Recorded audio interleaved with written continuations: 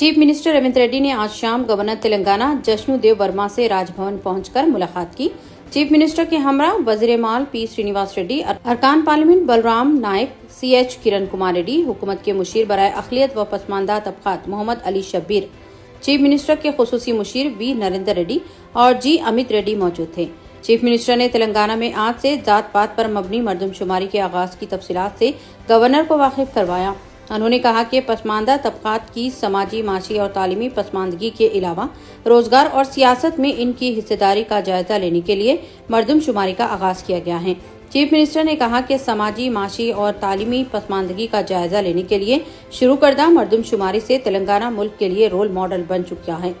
2025 में मुल्क भर में होने वाली मरदमशुमारी में OBC तबक़ात की पसमानदगी के सर्वे को शामिल करने की तजवीज़ पेश करते हुए चीफ मिनिस्टर ने गवर्नर जश्नूदेव वर्मा से ख्वाहिश की है कि इस सिलसिले में मरकज से सिफारिश करें। चीफ मिनिस्टर के साथ मौजूद कायदीन ने मरदमशुमारी के बारे में अवाम में पाए जाने वाले मुस्बित रद्द-ए-अमल से वाकिफ करवाया। मौलाना डॉक्टर सैयद शाह गेसुदार खुसरो हुसैनी साहब सज्जाद नशीन रोज़े बुजुर्ग गुलबर्गा शरीफ का चारशंबे की रात बाउम्र 80 साल इंतकाल हो गया। नमाज जनाजा जुमेरात 7 नवंबर को बाद नमाज मगरिब मस्जिद दरगाह शरीफ में अदा की गई और तदफीन इहाते दरगाह शरीफ में ही अमल में आई। वो साबिक सज्जाद नशीन हजरत सैयद मोहम्मद अल हुसैनी के फर्जंद थे। पसमंदगान में अहलिया के अलावा 2 फर्जंदान सैयद मोहम्मद अली अल हुसैनी, डॉक्टर सैयद मुस्तफ़ा हुसैनी और 3 दुख्तरान शामिल हैं। मौलाना डॉक्टर सैयद शाह गेसुदार खुसरो हुसैनी साहब कल्ब पर हमले के बाइस हॉस्पिटल में जेर इलाज थे। वो एक अजीम और जलील क़द्र शख्सियत के मालिक थे, जिनका ताल्लुक तसूफ़, इल्म व इरफान और दीनी खिदमत से रहा है।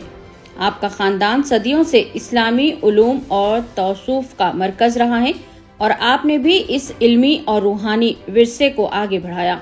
आपने अपनी जिंदगी दीनी तालीमात, इस्लामी फ़क़े व तौसूफ की रोशनी फैलाने में गुजारी।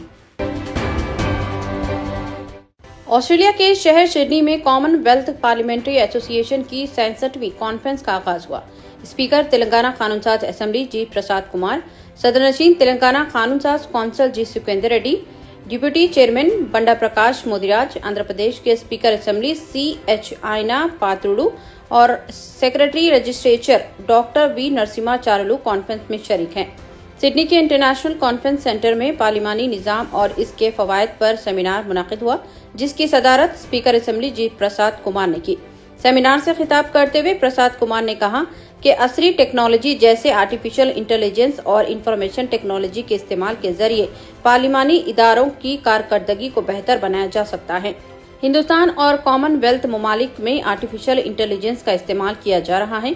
प्रसाद कुमार ने कहा कि असरी टेक्नोलॉजी पार्लिमानी निज़ाम को मुस्तहकम करने में मददगार साबित होगी।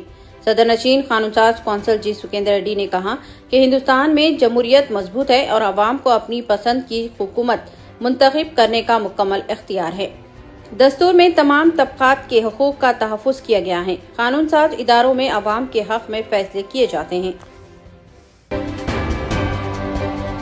अमरीकी सदारती इंतखाबात के नतायज के इजरा के बाद जुमेरात को हैदराबाद और दीगर हिंदुस्तानी शहरों और आलमी सतह पर सोने की कीमतों में कमी देखी गई।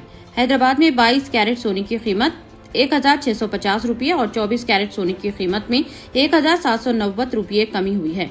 कमी के बाद 22 कैरेट और 24 कैरेट सोने की 10 ग्राम की कीमतें बिला तरतीब 72,000 रुपये और 78,560 रुपये रही।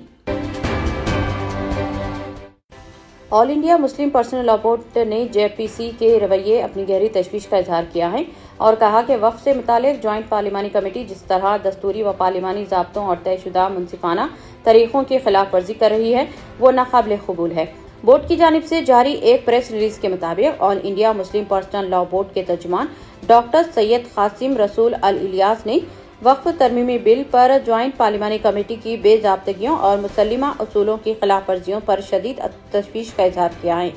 JPC को वक्फ तरमीमी बिल 2024 पर सिर्फ मुतालिका अफराद और तंजीमों से ही राय लेनी चाहिए थी, लेकिन वो न सिर्फ इस पर मरकजी वजारतों, महकमा आसार खदीमा, बार कौंसल और RSS की ज़ेली तंजीमों से राय तलब कर रही है, बल्कि इसने कई ऐसे नाम निहाद इदारों और तंजीमों को भी मदऊ किया है जिनकी समाज में कोई हैसियत नहीं है।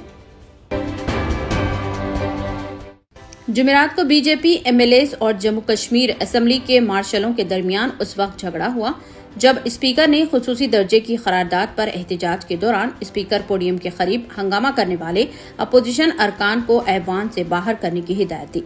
स्पीकर अब्दुल रहीम राठौर की हिदायत पर कम से कम 3 एमएलएस को बाहर निकाल दिया गया, लेकिन अपोजिशन अरकान की मज़ाहिमत की वजह से हंगामा आराई शुरू हो गई। हंगामा आराई के दरमियान स्पीकर ने कार्रवाई दिन भर के लिए मुलतवी कर दी। जुमेरात की सुबह जैसे ही असेंबली का इजलास शुरू हुआ, हंगामा बरपा हो गया क्योंकि बीजेपी अरकान ने चारशंबे को मंजूर होने वाली करारदाद के खिलाफ एहतजाज किया। बॉलीवुड फिल्म अदाकार मिथुन चक्रवर्ती के खिलाफ मुसलमानों के ताल्लुक से इश्तियाल अंगेज तकरीर करने के मामले में मगरबी बंगाल में केस दर्ज किया गया है। रिपोर्ट्स के मुताबिक मिथुन चक्रवर्ती ने एक अवामी प्रोग्राम में किए गए खिताब में कहा था कि तुम हमारा एक फल काटोगे तो हम 4 फल काटेंगे। इस सिलसिले में कोलकाता के विधान नगर पुलिस स्टेशन में मिथुन चक्रवर्ती के खिलाफ एक FIR दर्ज करवाई गई है। दरअसल कोलकाता में मुनाकिद बीजेपी की एक मीटिंग के दौरान मिथुन चक्रवर्ती ने फिल्मी अंदाज में एक इश्तियाल अंगेज तबसरा किया था।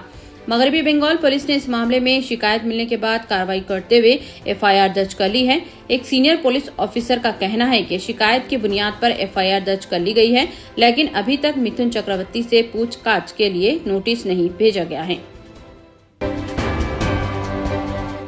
Chief electoral officer C Sudarshan Reddy ने सियासी पार्टियों के नुमाइंदों के साथ इजलास तलब करते हुए फेरिस्त राय दहिंदगान पर खुसूसी नजरसानी मुहिम 2025 की तफसीलात से वाकिफ करवाया। उन्होंने बताया कि फेरिस्त राय दहिंदगान का मुसविदा 29 अक्टूबर को जारी कर दिया गया है और 28 नवंबर तक इसमें तसीही व तरमीमात की गुंजाइश है। चीफ इलेक्टोरल ऑफिसर ने सियासी पार्टियों के नुमाइंदों से अपील की है कि वह नकाइज से पाक फेरिस्त राय दहिंदगान की तैयारी के लिए तजावीज़ पेश करें। इजलास में बीजेपी, कांग्रेस, BRS, तेलुगु देशम, आम आदमी party, Bahujan Samaj party, CPM और मजलिस के नुमाइंदों ने शिरकत की। चीफ इलेक्टोरल ऑफिसर ने सियासी पार्टियों को बताया कि फेरिस्त राय दहिंदगान में ऐसे तबकात की शमूलियत पर खुसूसी तवज्जो दी जा रही है जिन्हें साबिक में नजरअंदाज कर दिया गया, जिनमें थर्ड जेंडर, माजूरीन और कबायली ग्रुप्स शामिल हैं। उन्होंने कहा कि राय दहिंदे 9 और 10 नवंबर को फेरिस्त राय दहिंदगान की जांच करते हुए तफसीलात जान सकते हैं। बूथ सतह के अहदेदारों राय दहिंदों की मदद के लिए पोलिंग स्टेशनों पर मौजूद रहेंगे।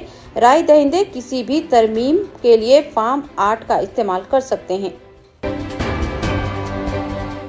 मौसम की तब्दीली के बाद सऊदी अरब में मौसमी फ्लू चल रहा है, जिसके पेश नज़र इदारा उम्र हरमीन शर्फीन ने उमरा ज़ायरीन को हिदायत की है कि वो तब्दील होते हुए मौसम के तकाज़ों के पेश नज़र इन्फ्लुएंजा से बचाव की वैक्सीन जरूर लगवा लें।